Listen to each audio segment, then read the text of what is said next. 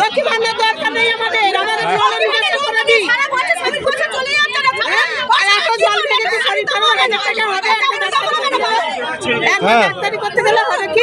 সাড়ে দাম হবে 500 টাকা। এটা লক্ষ্মী ভান্ডার, ওখানে কি মাথা কিনে নিয়েছে নাকি? আমরা চাই নতুন ভান্ডার যুক্তি এখনো হবে।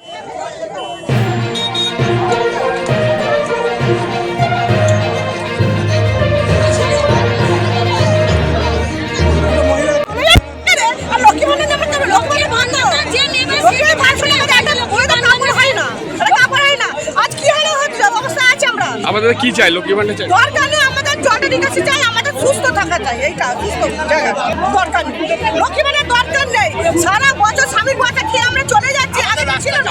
আমাদের রাস্তা চাই, জল নিকাশিটা চাই, আর কোনো দাবি নেই আমাদের। লক্ষ্মী ভান্ডার এত দিতে তো মমতা দিতে চাই, আমাদের চলেনি, আমার স্বামীর খেলে খাওয়াতে পারেনি। আপনারা পান না? না পাই তো বটে, পাই দরকার নেই, ফোনে ঢুকে ব্যাংকে ঢুকিয়ে দেয়, আমরা হাতে দিলে নিতাম না।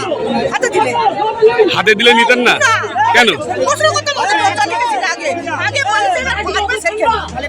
মানুষ হলে খাটের উপরে জল বলতে পারছেন, কি আমরা টাকা পাচ্ছি না, ঘরছে চলে গেল, ঘর শ্মশান হয়ে যাচ্ছে আমাদের দিনকে দিকে, আমরা তো ঘরছে যেতে পারছি না, কি করবো?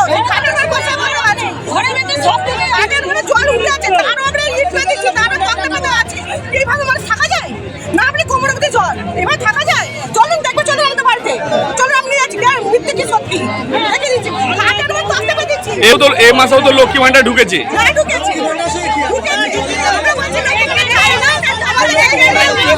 ঠিক আছে, আপনার নাম?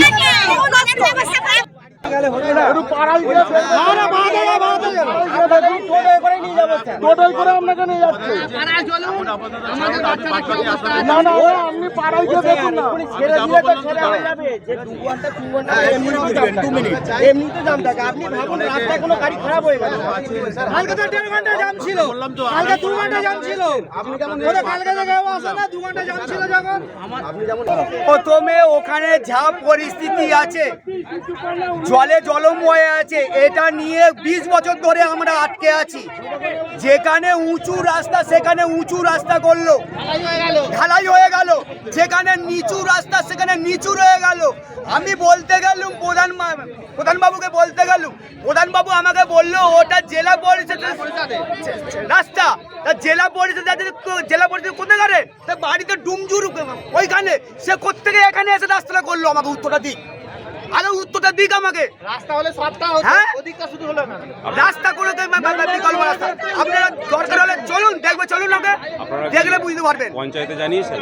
পঞ্চায়েতকে আমি পায়ে 3টে জুতো চলে গেছে আমার, পঞ্চায়েতে গিয়ে আমার 3টে জুতো চলে গেছে।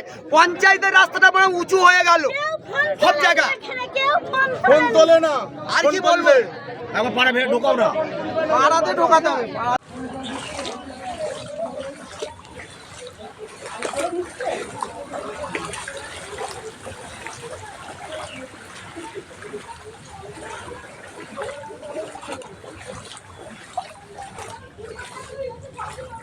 ডুবলি জল মনে করে কেউ বা থাকতে পারবে না এই করাতে, আমার ঠাকুর ঘরে ভিতরে জল।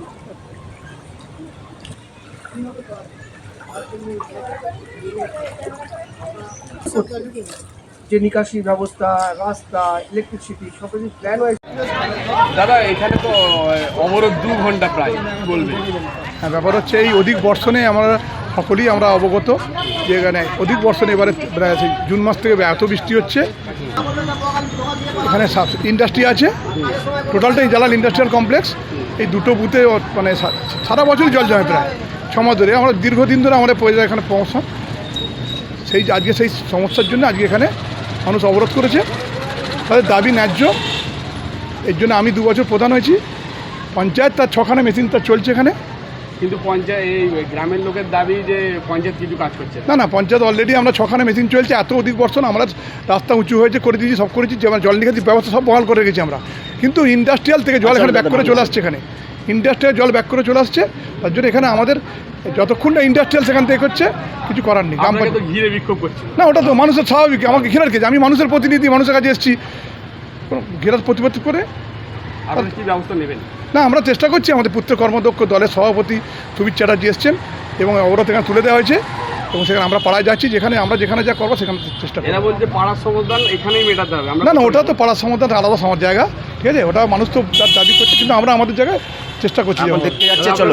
নাম দেবাশিস ঘোষ, প্রধান বেগড়ি গ্রাম পঞ্চায়েত।